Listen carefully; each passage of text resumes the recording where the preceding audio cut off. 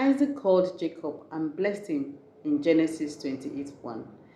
This time it was Isaac who summoned Jacob to bless him, not the blessing he received in the previous chapter after tricking his dad. Welcome to my channel, the study room, where with the help of the Holy Spirit, we are able to get the hidden treasures in the Bible that we can apply to our modern lives. My name is Abimbola. We shall be digging into Genesis chapter 28 today, and it talks about a search for a wife for Jacob.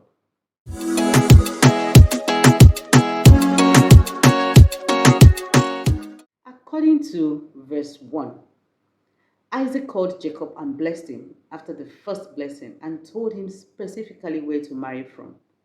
The first treasure is that praying and blessing our children is not a one-time thing.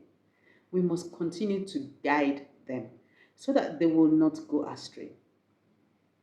It is a major thing, especially with the new generation of children who feel they know more than their parents.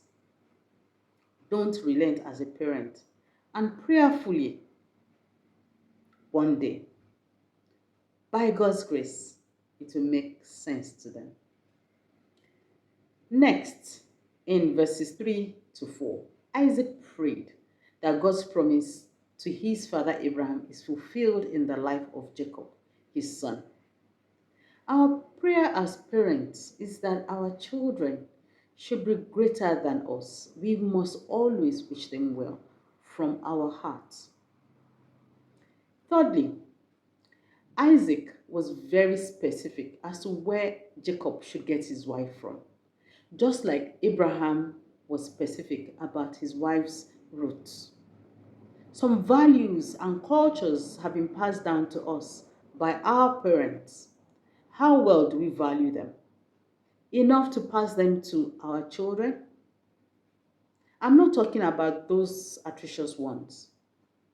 Our parents have instilled in us the concept of delayed gratification, contentment, a whole lot of them. How many are we passing on to our children? I'm aware that our children are under a lot of pressure to ignore these things. We have the concept of Yahoo Yahoo and all those. But I'm hopeful that if we start early, they will understand. And the other thing I'll ask, how well are you still practicing those things? Verses 6 to 8 talks about when Esau realized that Isaac had blessed Jacob again and sent him to his grandparents' place to get a wife. That he told Jacob not to marry a Canaanite woman, and also that Jacob had obeyed his parents and gone. The treasure here is that no matter how we see a wayward child, or a child that we may have considered a lost case, they still have sane moments, they are me time. So don't be too quick to judge. As we see in verse 9, even though Isaac had he had wives already, he wanted a piece of that culture. Because after that, he went to marry Ishmael's daughter. Remember Ishmael? Yes. Abraham's concubine Hagar, that's the son. So see Genesis 21:9 for that. Now, this led me to another treasure. Who is guiding Esau? Jacob was Rebekah's favorite. Why is Esau was Isaac's favorite, according to the beginning of the story of Jacob and Esau? There was a tilt in faith, and Isaac is now directing Jacob alongside Rebekah. Parents, I'll ask, what has the other child done that you've allowed him or her to learn from his or her own mistakes? Are you showing love to that one at the expense of the other? You brought them into this world. They are unique, as we have learned, in their ways. And you have to learn to work with them, to bring out the best in them as individuals as they are. When Jacob followed his parents' instructions and obeyed, God revealed himself and renewed his covenant with him, which is another treasure found in the dream he had on the way to finding his wife. So, this is it. Even though you don't believe you can achieve a goal, just try. And it is in that journey that you will receive the resources that you need. Sitting around and complaining will not get you anywhere.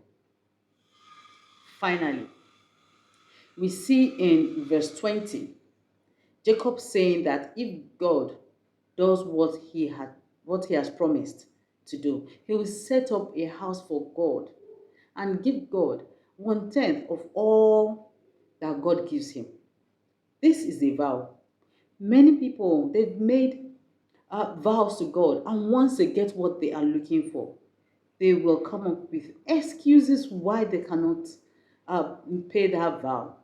The seventh treasure here is that a vow is meant to be paid, and we must be careful before tying ourselves in, as no one has forced us to make that vow in the first place. I particularly like what Jacob vowed to do. That, you know, that vow will definitely please God. So, what is it that you have vowed to do? Live up to your vow. If you are still here and you think God is far, nah, he's not far. Reach out to him. He's waiting to connect with you. Remember to subscribe and press that notification button. And this will allow you to be notified when I post my next video. Do so now. Thanks so much for going on this adventure with me. God bless you.